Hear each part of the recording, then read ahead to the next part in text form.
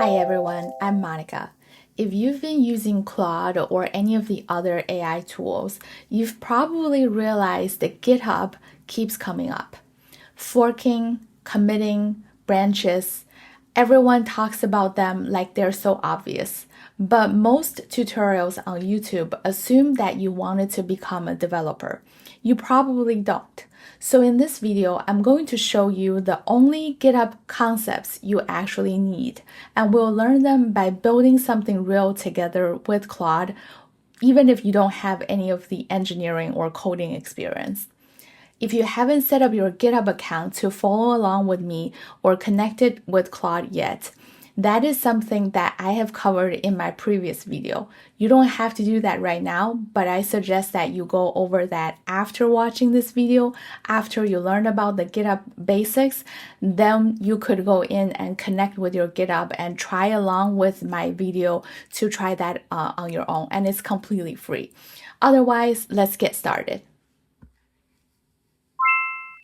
Let's go to basic number 1. Once I copy the link and going into GitHub, I need to create a fork.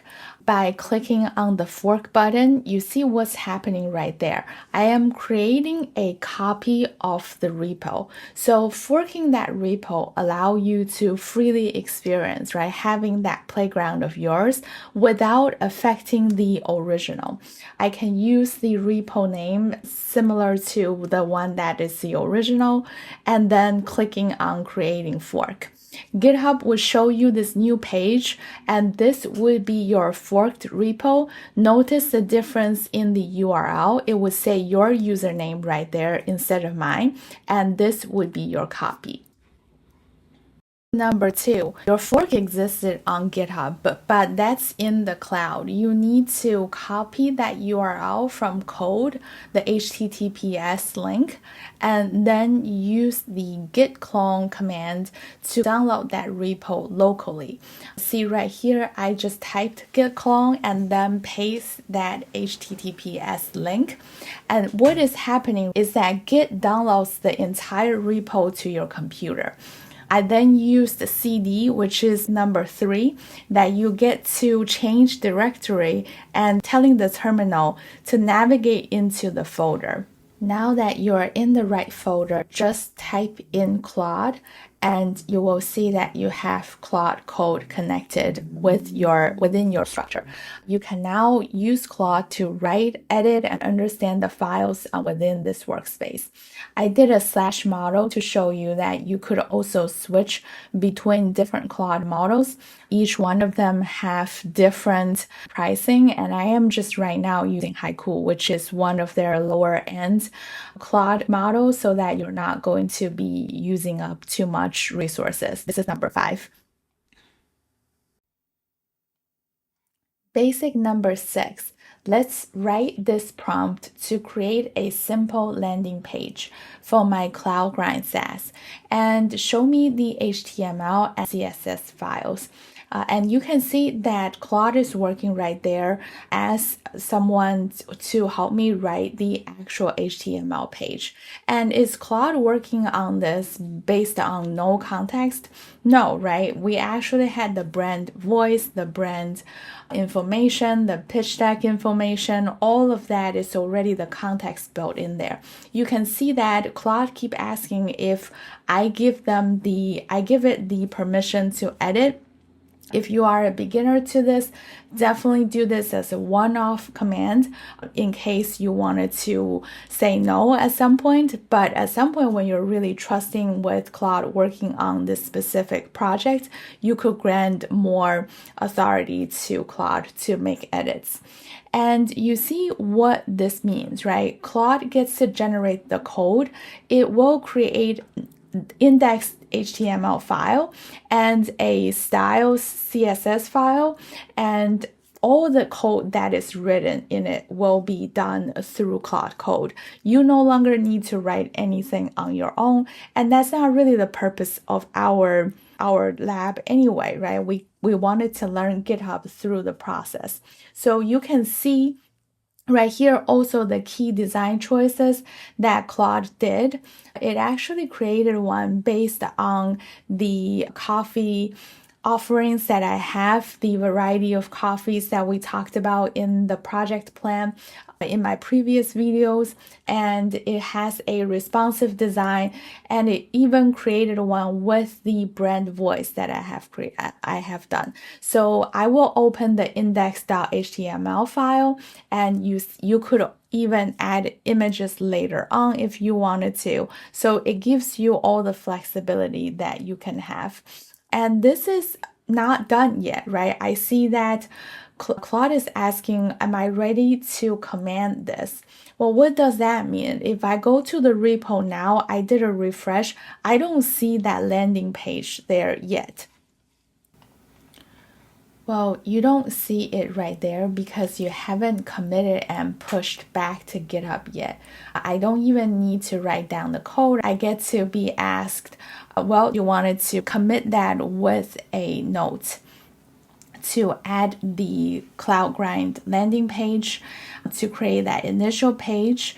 And I wanted to do that, so I hit yes. And basics number 7, you get to commit the changes. What is happening is that Git took a snapshot of your files and then you attached a message explaining what changed. This snapshot is now part of the repo's history. If you messed up something tomorrow, you can always go back to this exact moment, and a commit is a save point. I am in this landing page, which is my basics number 8. Always double check it before you hit the push button. You've now committed locally on your computer, but your commit only exists on your machine. Push uploads it to GitHub. When you do that, you always wanted to check before pushing, because push means upload in GitHub and your origin is the GitHub location. So you are uploading to GitHub, and now that your fork on GitHub would have your landing page after you get it pushed over there. We could definitely push it right to main right there, but I didn't choose to do that because I want you to learn another basic bonus point to show you how branch work. We see that we did use the main branch for this project at the beginning because I wanted to simplify things and committing it directly to main branch. However, what you could do instead is to create another new branch. This created branch would be called maybe a feature / landing page.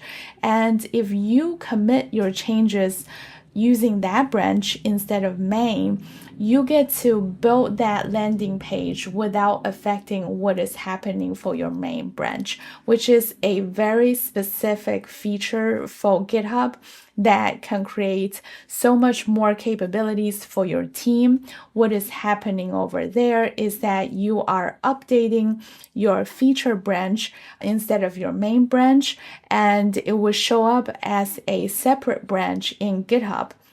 You can now open a pull request asking for feedback for that feature if it's teamwork, and then merge that back into the main branch when it is ready. So this is a professional workflow right now instead of just a simple project for demo purposes. In professional work, that you will see that we have one branch per feature. The main branch would stay very stable and the features needs to be isolated. Another quick note that I wanted to make: you shouldn't be panicking when you heard about merge conflict. This happens when you and someone else edit the same file and Git doesn't know which version to keep. And here is the honest truth about the merge conflicts. It's not as scary as it sounds. When a conflict happens, Git shows you both versions and asks you to pick one.